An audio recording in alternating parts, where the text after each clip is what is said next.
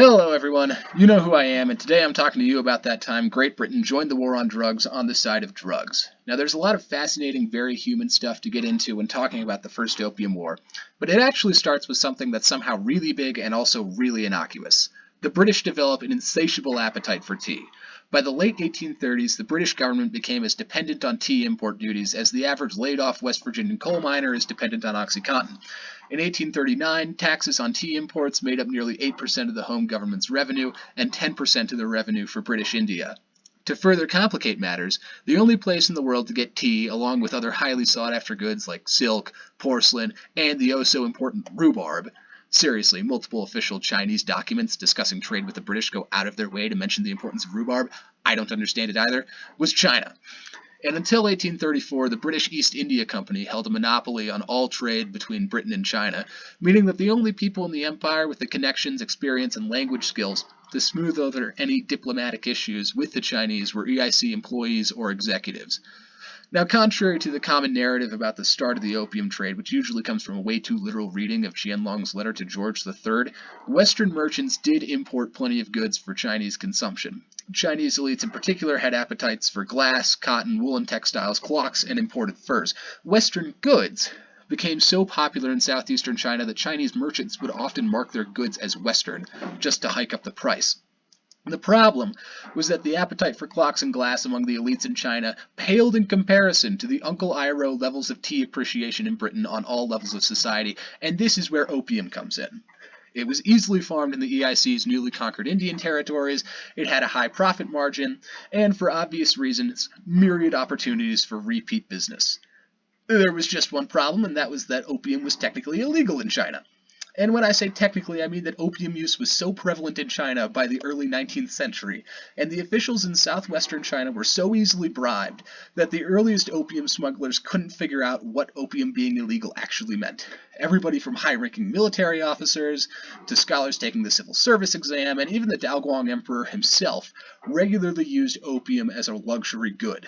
Eventually, the system that arose around the EIC was that the EIC would grow and process the opium in India, then sell it in Calcutta to smugglers. The smugglers then took the opium to China, bribed whoever they needed to on the coast, and sold the opium to Chinese dealers, who would sell to smaller dealers, who would sell to the general public. So we've covered the big stuff that's often blamed for starting the Opium War, but much like a puzzle with only one piece put down, that's only one piece of the puzzle. In 1834, the British government revoked the EIC's monopoly on legitimate trade with China. Now, this would have been fine, except for the fact that anyone who knew anything about China at the time was an employee or an executive of the East India Company.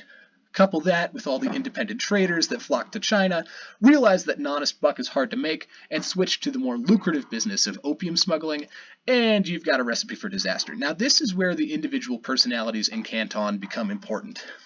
And the first guy we have to talk about is Imperial Commissioner Lin Zexu. And yeah, there are actual portraits of him, but I'm just going to use Russell Crowe as Inspector Javert because that's essentially who he is. He's pious, he's famously frugal, and he is utterly convinced that he can end the Canton opium trade once and for all.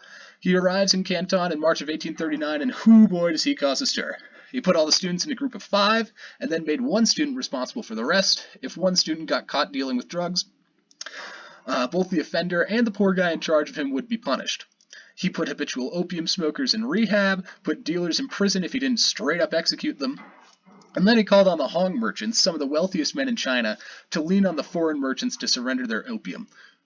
Oh, did I mention that he did all this in about a week? So having handled the demand side of the equation, Lin then does the equivalent of showing up outside Walter White's house with a couple dozen armed DEA agents and yelling, "Give me the meth." See, all the foreign merchants were required to live in these massive warehouses called factories, where they could conduct their trade while being waited on hand and foot by local servants. Knowing that the British caused the majority of the problems, Lin Zexu ordered all the servants to leave, surrounded the factory with mercenaries employed by the Hong merchants, and then demanded that they hand over all their opium. Now, this is where we need to talk about the second important personality to our little tragedy here, and that's Captain Charles Elliot, British Superintendent of Trade in China. And if you don't know what a Superintendent of Trade does, then you're just like pretty much everybody else in Canton in 1839. While he was the British government's man in the region, his powers were few and vaguely defined, and in an effort to rein in the opium smugglers, he was reluctant to divulge what his powers were anyways. He was also convinced from the day that he arrived in China that opium was going to be legalized any day now, and spent most of his efforts trying to prevent conflict before this supposedly imminent legalization could occur. For their own part, the Chinese officials in Canton couldn't figure out exactly what Eliot's job was, and surmised that he was mostly in the business of protecting opium smugglers. Now, the secondary literature refers to Eliot as a temperamentally nervous man, and his actions during the factory siege fit that description pretty well. A showdown like this is pretty much his worst nightmare. He doesn't have any real power, but he's the one that gets blamed if this escalates any further. So our man Chuck comes up with a plan. He orders all of the opium smugglers to turn over their opium to him in exchange for a promise from the crown that they would be reimbursed for the cost of the opium, then turned it all over to the Chinese. Unsurprisingly, the opium merchants jumped at the opportunity to sell all their goods at once. The result was that Queen Victoria became the proud owner of a staggering amount of narcotics. Eliot seized 20,283 chests of opium, which was valued at roughly £2 million at the time. So with the help of the Bank of England's inflation calculator, the current rate of exchange, and some back-of-the-napkin math, we can roughly estimate that the amount of opium seized was equivalent to $287.6 million in 2021. The problem for Captain Chuck is that he doesn't have all those drugs just hidden in a brown paper bag in the dresser in the spare bedroom. Most of it was on ships off the coast, which took time to get back to Canton and unload their cargo, meaning that by the time all the promised opium had been physically turned over to Commissioner Lin and the British were allowed to flee to Macau, it had been about 6 weeks since the confrontation initially began.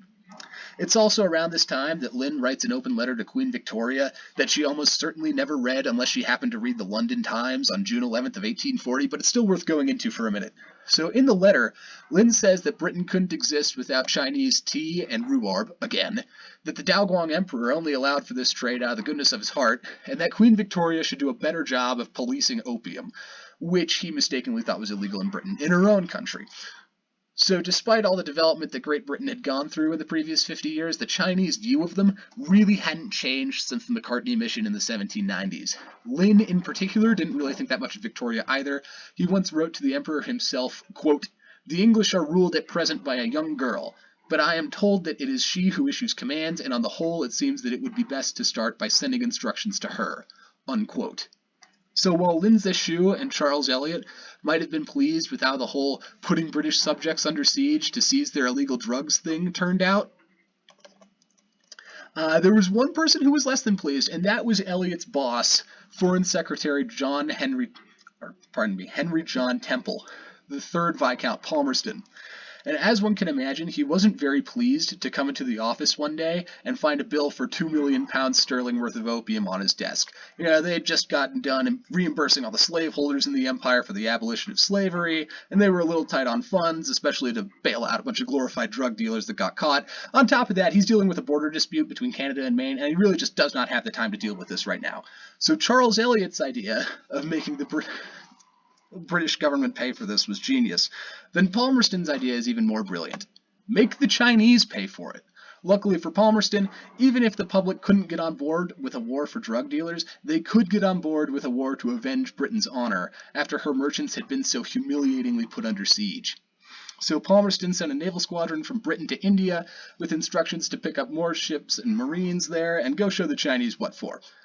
Also during this time, Eliot tried to try a group of sailors for the murder of a Chinese man on a British ship instead of handing them over to the Chinese, and in response, Lin Zexu drove the British from Macau to the windswept rock of Hong Kong, which didn't help de-escalate things at all. But okay, so there's one more chance to stop this whole war thing before it gets out of hand. The House of Commons held a hearing in April of 1840 to censure the current cabinet, which would essentially decide whether or not the government would continue prosecuting the war. And the star speaker in Parliament for this is this guy George Staunton. Now, he's pretty cool. He was on Britain's first embassy to China when he was 10 years old. He spent decades studying Chinese, becoming one of the only Westerners at the time to speak it, and he translated the Qing legal code into English. He basically never spoke in debates, but this is his time to shine. Like, if he wanted to stop the war, all he had to do was break the deadlock and say that this is a bad idea. And he spoke in favor of the war, essentially giving Palmerston the go-ahead to invade China. And like that, the war was on. 3 years of British ships bombarding Chinese coastal forts, a century of humiliation, all that stuff you already know. At least the British got reimbursed for the opium and then some, with an indemnity of the equivalent of $21 million in 1840s money. And that's pretty much the cause of the Opium War. Good night, everybody.